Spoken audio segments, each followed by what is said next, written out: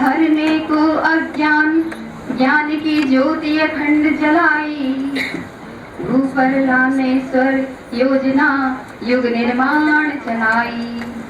ज्ञान यज्ञ के लिए समर्पित जिनका जीवन सारा, उन सद्गुरु श्री राम चरण में विनम्र प्रणाम हमारा। सभी लोग कमर सीधी करके बैठे, एक बार गायत्री मंत्र साथ साथ बोलेंगे। ओम भूर्भुवः स्वः तत्सवितुर्वरेण्यं भर्गो देवस्य धीमहि धियो यो नः प्रचोदयात्। भगवान कृष्ण की जन्मस्थली, ऋषि दुर्वासा की तपस्थली, गुरुदेव की तपोभूमि मथुरा में आने का परम सौभाग्य आज मुझे प्राप्त हुआ है। पहली बार मथुरा आई हूँ। यहाँ परम पूज्य गुरुदेव वंदनीय माता जी की सूक्ष्म उपस्थिति को नमन करती हूँ। आदरणीय शक्ति स्वरूपा बहनों, विद्वान भाइयों और प्रभावी वक्ताओं, आप सभी को प्रणाम। परम पूज्य के दर्शन मुझे बचपन में एक बार हुए थे और उन्होंने जो एक टर्मिनोलॉजी दी थी वैज्ञानिक अध्यात्मवाद, उसके कारण मैं उनसे जुड़ती चली गई। जब अखंड ज्योति मेरे पापा ने मंगवाना शुरू किया घर पर, उस समय मैं बहुत छोटी थी, शायद क्लास 4 या क्लास 5 में थी। पापा जी उसमें अखंड ज्योति के 1 या 2 पेज पर टिक करके रख देते थे। वो कहते थे कि बेटा इसको पढ़ लेना। जब मैं वो पढ़ती थी इन पन्नों को तो बहुत अच्छा लगता था। मैं कहती थी ये सज्जन कितना अच्छा लिखते हैं, आगे कभी गुरु बनाया तो इन्हीं को बनाऊंगी। तो भूमि मनोभूमि वहीं से तैयार हो गई थी। गुरु जी के विचार पढ़ते गए, बड़े होते गए, कुछ पन्ने और बढ़ा दिए, धीमे धीमे उनकी पुस्तकें पढ़ने लगे और बचपन से ही गुरु जी को अपना गुरु मान लिया था मन ही मन। विवाह ऐसे परिवार में हुआ कि पूरा परिवार गायत्री गुरुदेव को समर्पित रहा। ये मेरा सौभाग्य रहा। तो मेरी दीक्षा विवाह उपरांत ही संपन्न हुई। 3 लोक 9 खंड में, 3 लोक 9 खंड में गुरु से बड़ा न कोई, करता करे न कर सके, गुरु जो करे सो होए। गुरु जी करते गए और हम बढ़ते गए। वेद माता गायत्री के सिद्ध साधक, विचार क्रांति अभियान और युग निर्माण योजना के सूत्रधार परम पूज्य गुरुदेव एक ऐसी विभूति हैं जिन्होंने सनातन हिंदू धर्म, सनातन हिंदू संस्कृति के केवल एक वैदिक मंत्र से पूरी दुनिया को जोड़कर रख दिया है। और शांति कुंज की जो स्थापना हुई गायत्री तीर्थ की, उसमें आज करोड़ों सदस्य वहां पर जुड़ चुके हैं। वैज्ञानिक अध्यात्मवाद के प्रणेता के रूप में विख्यात परम पूज्य गुरुदेव ने धर्म को रूढ़ियों और आडंबरों के संजाल से मुक्त किया। पहले गायत्री मंत्र बोलने का अधिकार केवल वैदिक ब्राह्मणों को था, स्त्रियों को तो बिल्कुल नहीं था। लेकिन हमारे गुरु ने अपनी तपश्चर्या के माध्यम से इसको सर्वसाधारण के लिए सुलभ कर दिया। तब उस समय का जो संत समाज था, उन्होंने परम पूज्य गुरुदेव को आधुनिक युग के विश्वामित्र की संज्ञा प्रदान की। वयम राष्ट्रीय जागरयाम पुरोहितः के उद्घोषक परम पूज्य गुरुदेव के जीवन का अवलोकन करने पर एक अनुकरणीय पारदर्शी व्यक्तित्व के दर्शन होते हैं, जो आदर्शों पर चलकर सच्चे कर्मनिष्ठ ब्राह्मण बने, लोक मंगल के लिए काम किया और साधना से सिद्धि का सूत्र सार्थक करके दिखाया। 20वीं सदी की घोर विषम परिस्थितियों में गुरुदेव ने 21वीं सदी उज्जवल भविष्य का और हम बदलेंगे युग बदलेगा जो नारा दिया, जो जय घोष करने का साहस किया, ऐसा परम पूज्य गुरुदेव जैसे तपस्वी ही कर सकते थे। अपनी लेखनी के द्वारा ऐसा साहित्य लिखा जिससे एक नए समाज की रचना हुई। 21वीं सदी को नारी सदी कहा, तब विद्वानों के बीच खलबली मच गई कि ये क्या, ऐसा तो हमने कभी सोचा भी नहीं था। नारी सशक्तिकरण के लिए गुरुजी ने इतना काम किया। दहेज मुक्त शादी, मृत्यु भोज में ना जाना और जेंडर इक्वालिटी, लिंग भेद, इनके आंदोलन चलाकर एक ऐसा समाज हमारे सामने प्रस्तुत किया है, उसी को हमें आगे बढ़ाना है। परम पूज्य गुरुदेव वैज्ञानिक अध्यात्मवाद के प्रणेता माने जाते हैं। अध्यात्म और विज्ञान के समन्वय के लिए वैज्ञानिक शोध की अभिनव प्रयोगशाला ब्रह्मवर्चस्व में स्थापित की गई, जहाँ पे रोज निरंतर वैज्ञानिक शोध होती हैं और वैज्ञानिक दृष्टिकोण लोगों तक पहुंचाया जाता है। आचार्य श्री का व्यक्तित्व इतना चुंबकीय रहा है कि जो भी उनसे मिलता बस उनके विचारों के कारण उनसे चिपक ही जाता। गुरुदेव आज हमेशा हमारे इर्द गिर्द ही रहते हैं। भाइयों और बहनों, दरअसल वैज्ञानिक अध्यात्मवाद समझने के लिए हमारे पूज्य गुरुवर का उद्देश्य, संकल्प और उनके द्वारा किए गए कार्यों पर एक नजर डालना आवश्यक था, इसलिए इतनी चर्चा की। वैसे तो आप सभी इससे परिचित हैं, तभी हमें साइंटिफिक स्पिरिचुअलिटी समझ में आएगी और उसकी परिकल्पना क्या रही है ये हम समझ सकेंगे। जन साधारण उतना ही जानता है जितना दिखाई देता है। जो नहीं दिखता है, अदृश्य है, उसे हम जानते नहीं हैं। कभी किसी से सुना होगा, पढ़ा होगा, लेकिन प्रमाणित नहीं है, इसलिए हम उसको मानते नहीं हैं। आज हम उस युग में जी रहे हैं जहाँ हर कोई प्रत्यक्ष देखना चाहता है कि किसी क्रिया को करने से क्या लाभ होगा। अगर हम यज्ञ करते हैं, गायत्री मंत्र उच्चारण करते हैं, साधना करते हैं, तो इन सभी क्रियाओं से हमारे शरीर में, हमारे मन में या हमारे जीवन में क्या फर्क पड़ने वाला है, क्या प्रभाव पड़ने वाला है, ये सब लोग जानना चाहते हैं। अब वो दिन गए जब बच्चों से कहा जाता था कि आप गायत्री मंत्र जपो, अच्छे नंबर आएंगे, सफलता मिलेगी, क्योंकि अब प्रत्यक्षवाद का युग है। बच्चे भी जानना चाहते हैं कि क्यों जपे हम मंत्र।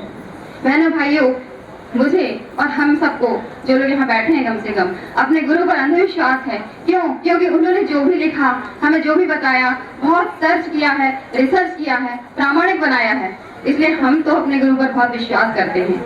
अगर मैं अपनी बात कहूँ तो अगर मैंने गुरुजी की पुस्तक में पढ़ ली है तो वो मेरे लिए अखंड सत्य है, लकीर की फकीर है। और अगर मैंने किसी और से सुनी है, कितने ही विद्वान से या किसी अन्य पुस्तक में पढ़ी है, तो मैं भी तब तक इंतजार करती हूँ जब तक वो मुझे गुरुजी की पुस्तक में नहीं दिखाई दे जाती। आज की पीढ़ी तर्कशील है, प्रश्न करते हैं बच्चे, क्या होगा गायत्री मंत्र से? हमारा फर्ज है हम उनको वैज्ञानिक तरीके से समझाएं। भाइयों बहनों, मंत्र में क्या है? मंत्र में होते हैं शब्द। शब्द जब बोले जाते हैं, तो मंत्र जब बोला जाता है तो किन किन अंग अवयवों से की सहायता से जब शब्द बोलते हैं तो उसमें उपयोग होता है हमारे जीवा का, हमारे दांतों का, हमारे कंठ का और हमारे तालू का। तो जब ये चारों अवयव आपस में घर्षण करते हैं तब ये शब्द निकलते हैं, बोल निकलते हैं। बोलने पर ये आपस में टकराएंगे और इन अंगों से निकलने वाले स्वर, उत्पन्न होने वाली तरंगे या कंपन हमारे पूरे शरीर में जो फैले हुए तंतु हैं, जो नाड़ियां हैं, वहां तक पहुंचते हैं। और ये जो नाड़ियां हैं हमारे पूरे शरीर में फैली हुई हैं। जहां जहां तक उनका फैलाव है वहां वहां बहुत सारी ग्रंथियां हैं, बहुत सारे कोश हैं, बहुत सारी नाड़ियां हैं और उन सब तक इसके कंपन, इनकी तरंगे, इनके प्रवाह पहुंचते हैं। ग्रंथियां स्थूल भी हैं, सूक्ष्म भी हैं। कुछ स्थूल ग्रंथियां जिसे आप पिट्यूटरी ग्लैंड कहते हैं, थायराइड, एड्रिनल, पीनियल, हाइपोथैलेमस, ये सारे ग्लैंड को आप देख सकते हैं। कुछ ग्रंथियां जिन्हें हम देख नहीं सकते, ब्रह्म ग्रंथि, रुद्र ग्रंथि, विष्णु ग्रंथि। इसके बाद आते हैं कोश, अन्नमय कोश, प्राणमय कोश, आनंदमय कोश, मनोमय कोश, विज्ञानमय कोश। फिर आते हैं चक्र, मूलाधार चक्र, स्वादिष्टान चक्र, मणिपुर चक्र, अनाहत चक्र, विशुद्धि चक्र, आज्ञा चक्र, सहस्रार चक्र। इसके बाद आती है नाड़ियां, ईड़ा, पिंगला, सुषुम्ना। फिर है पूरी कुंडलिनी की व्यवस्था। ये सब दिख नहीं रहा है, लेकिन व्यवस्था तो है, कुछ ना कुछ तो हो रहा है। तो जब कोई शब्द बोला जाता है या मंत्र बोला जाता है तो एक लहर, एक तरंग प्रवाहित होती है और इस पूरे फैलाव क्षेत्र में जाती है और जाकर इन ग्रंथियों से, कोशों से टकराती है और तब एक स्फोट के साथ ऊर्जा जन्म लेती है। इसलिए शब्द की ऊर्जा होती है स्फोट। एक ऊर्जा जन्म लेती है, जैसे एक शब्द टकराएगा स्फोट होगा और ऊर्जा अपने प्रभाव को जन्म देगी। अब प्रभाव निकल कर आया है तो जरा आप देखिए, आप फूंक मारेंगे, अगर हाथ में आप फूंक मारते हैं किस तरह की आवाज आई। अब यही फूंक आप यदि अपने बांसुरी में मारेंगे तो संगीत हो जाएगा। यही फूंक यदि आप शंख में मारेंगे तो एक अलग ध्वनि निकलेगी, उद्घोष हो जाएगा।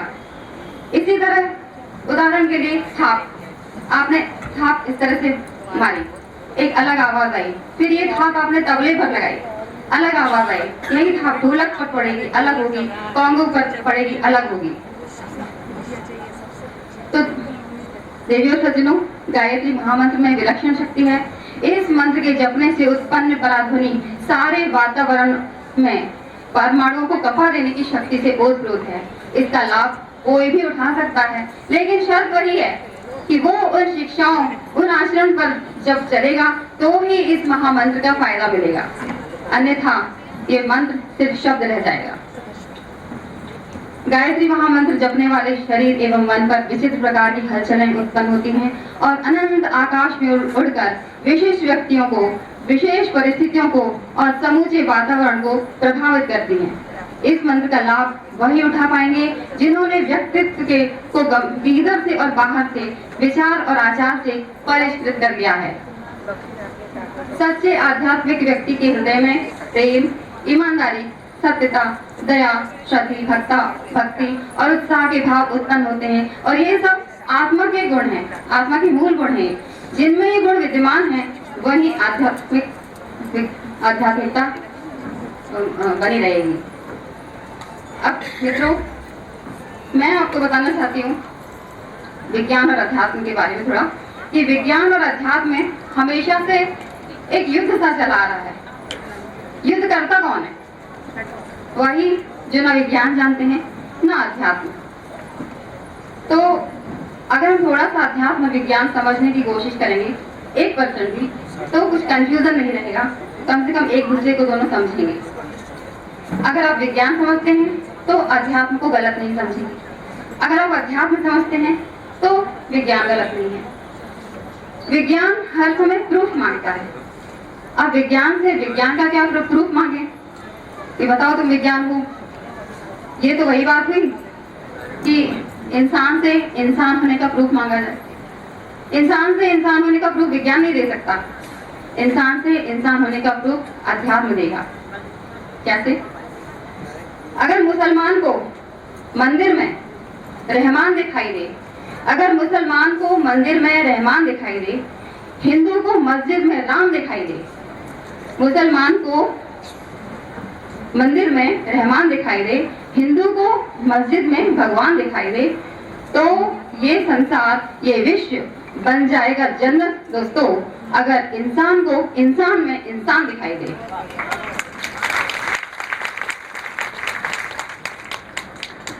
विज्ञान की भाषा में साबित करने के लिए अध्यात्म क्या बोलता है? सभी धर्मों का मालिक एक है। सभी मानते हैं कि एक ही ईश्वर है, चाहे वो हिंदू धर्म हो, मोहम्मदन धर्म हो, ईसाई हो, सब मान चुके हैं कि ईश्वर एक है और हर जगह विद्यमान है, जो कि ऊर्जावान है। अब साइंस को समझें। साइंस में एल्बर्ट आइंस्टीन नाम के एक साइंटिस्ट हुए, उन्होंने एक फॉर्मूला दिया E = mc²। इस फॉर्मूला की बात की जाए तो इसका सीधा अर्थ है कि हर चीज ऊर्जा है। ये सही भी है कि हर चीज में ऊर्जा है। आप देख रहे हैं, हम में ऊर्जा है, आप में ऊर्जा है, हमारे शब्द में ऊर्जा, आपके शब्द में ऊर्जा, सोच में ऊर्जा, यहाँ तक पेड़ पौधों में ऊर्जा है, सूर्य में ऊर्जा है। पेड़ पौधे सूर्य से के प्रकाश के साथ हमारे द्वारा छोड़ी गई कार्बन डाइऑक्साइड को मिलाकर फोटोसिंथेसिस करते हैं और अपना भोजन तैयार करते हैं। तो इस तरह से संसार में जो भी दिख रहा है सब चीज में ऊर्जा है, ये सभी मानते हैं, साइंस ने भी माना है। ऊर्जा मतलब एनर्जी, सब कुछ ऊर्जा से बना है, चाहे वो चलायमान हो चाहे स्थिर हो। हम बोल रहे हैं वो ऊर्जा है, चल रहे हैं वो ऊर्जा है, देख रहे हैं वो ऊर्जा है, और सोच रहे हैं वो भी ऊर्जा है। अब सब जगह ऊर्जा है, यानी हमारी सोच वो भी ऊर्जा है। और आध्यात्म लोगों की सोच होता है कि ईश्वर सब जगह विद्यमान है। ये आध्यात्मिक लोग सोचते हैं कि ईश्वर सब जगह विद्यमान है।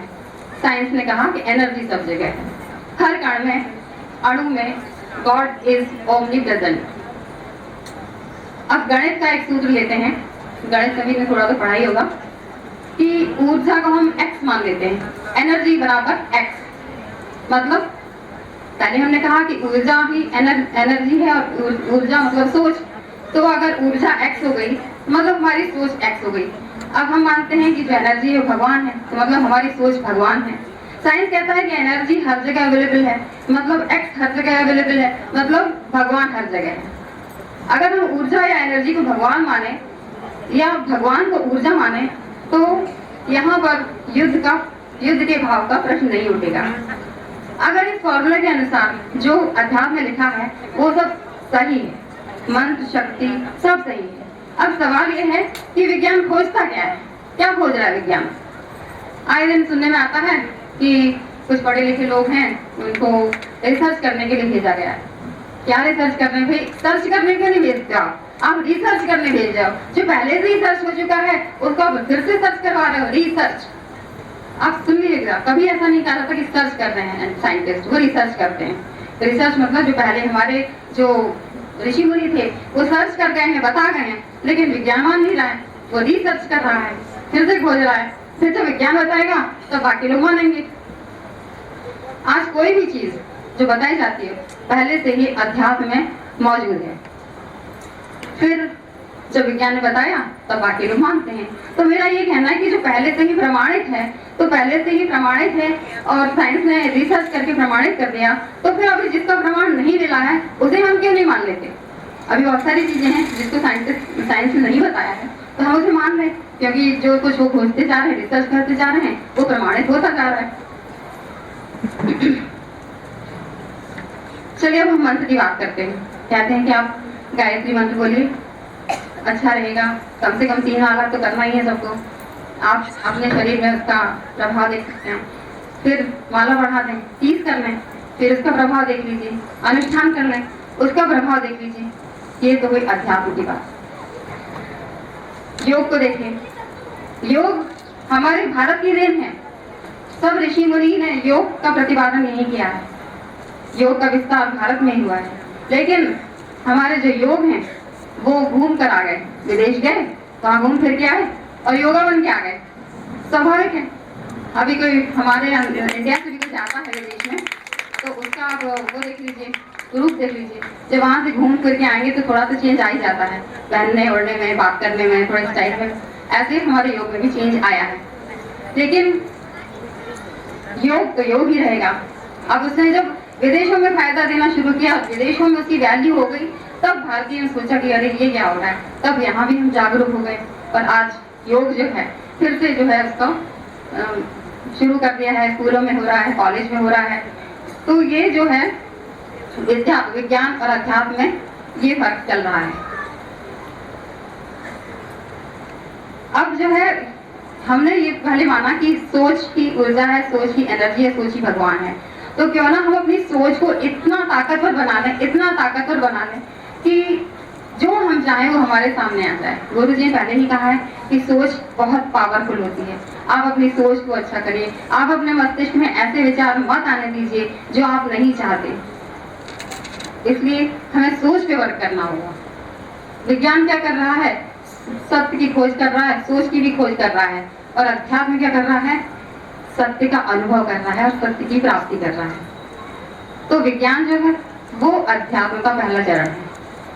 चाहे तो बहुत दिनों तक विज्ञान अगर चाहे तो बहुत दिनों तक अध्यात्म के बिना रह सकता है, धर्म को अस्वीकार भी कर सकता है, लेकिन जैसे ही विकसित होगा मनुष्य न केवल सत्य जानना चाहेगा बल्कि सत्य होना भी चाहेगा, उसको महसूस करना चाहेगा, उसमें जीना चाहेगा।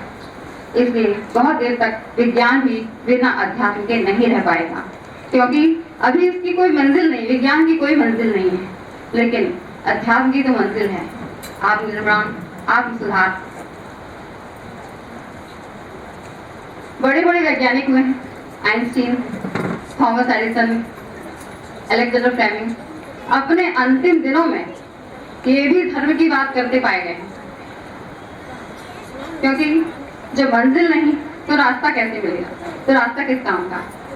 एक दिन रास्ते को मंजिल भी स्वीकार करनी पड़ती है। वेस्टर्न कंट्री में जहाँ विज्ञान का गहरा प्रभाव है, वहाँ रोज अर्थहीन विस्तार हो रहा है, मीनिंगलेस। लेकिन अध्यात्म के कारण सब कुछ व्यवस्थित रहता है।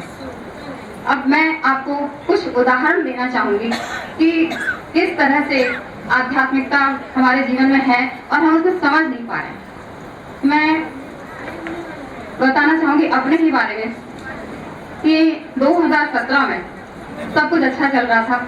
मैं रात को आकाशवाणी से अनाउंसर की ड्यूटी करके लौट रही थी पति के साथ। गाड़ी थोड़ी सी स्लिप हुई, हम लोग गिर गए, बहुत आराम से गिरे थे।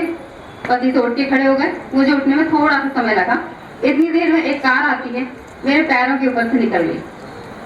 बाएं पैर से पहले आगे का पहिया, फिर पीछे का पहिया, एकदम बिल्कुल कार चली गई और मेरा पैर हवा में झूल गया।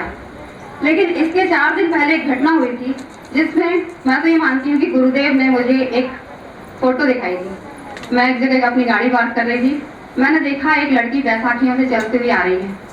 मैं उसको तब तक देखती रही जब तक वो मुझे दिखाई देती रही। इस तरह से उसने दूध खरीदा, इस तरह से वो सीढ़ियाँ चढ़ी, इस तरह से वो उतरी।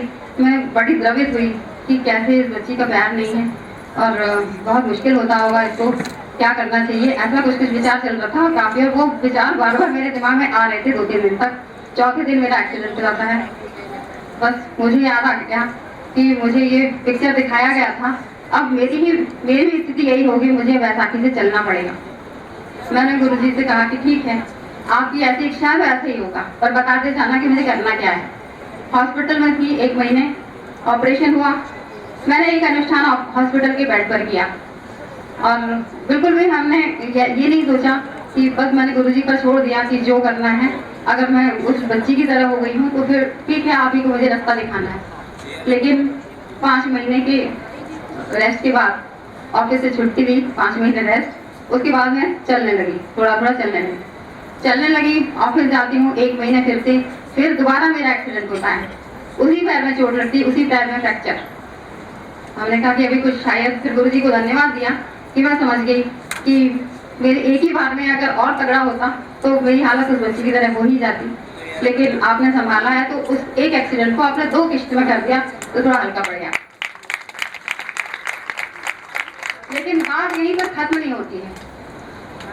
अगर आप लोग पुनर्जन्म में विश्वास करते हैं, करना ही होगा क्योंकि हम लोग आध्यात्मिक हैं। कर्म फल और आत्मा और कर्म फल का सिद्धांत, अगर इसमें विश्वास करते हैं तो मेरा कोई प्रारब्ध रहा होगा जिससे मेरा अंग भंग निश्चित था। लेकिन गुरुजी ने अभी 2 बार तो मुझे बता दिया, अंग भंग नहीं हुआ। मैं वापस चल रही थी। थोड़े दिन बाद 6 महीने के बाद मेरा तीसरा एक्सीडेंट होता है और मेरी बाएं हाथ की इस उंगली का, चौथी उंगली का थोड़ा सा हिस्सा कट के गिर जाता है। फिर मैंने गुरुजी को धन्यवाद दिया कि मेरा तो ये प्रारब्ध था कि मेरा कोई अंग जरूर कटेगा, और आपने बहुत ही उसको हिफाजत से नक्षत्रों से कहा कि भाई थोड़ा सा ले लो अगर जरूरी है तो ये थोड़ा सा मेरा उंगली का ये हिस्सा कट गया। लेकिन मैं बहुत खुश हूँ कि जो भी हुआ अच्छा हुआ। अगर गुरुजी, क्योंकि वो मुझे पहले वो पिक्चर दिखा चुके थे, इसलिए मैं काफी बोल्ड थी कि मेरा हाल वैसा होने वाला था, लेकिन वैसा नहीं हुआ। आज आपके सामने हूँ, खड़ी हूँ, अपने पैरों पर चलती हूँ, दौड़ती हूँ, सब करती हूँ। तो ये है अध्यात्म, ये है कर्म फल का सिद्धांत। पिछले जन्मों के बारे में तो हम नहीं जानते कि हमने क्या किया होगा और हमारा प्रारब्ध ऐसा क्यों हो गया, लेकिन अभी तो हम संकल्पित हैं कि हम ऐसा कुछ ना करें कि जो हमारे छवि खराब करे, हमारे गुरु की छवि खराब करे या हमारे अध्यात्म की छवि खराब। इसलिए हम सबको ऑर्गेनाइज जीवन जीना है, और अच्छे काम करना है। गायत्री मंत्र तो सभी को अपने जीवन में उतारना ही है, उसकी शिक्षाओं को उतारना है। अपनी वाणी को यहीं पर विराम देना चाहूंगी। बस आखिरी में एक पंक्ति कि ख्वाहिशों से नहीं गिरते हैं फूल झोली में, ख्वाहिशों से नहीं गिरते हैं फूल झोली में, कर्म की शाख को हिलाना होगा, कुछ नहीं होगा कोसने से अंधेरे को, अपने हिस्से का दिया खुद को ही जलाना होगा। Thank you.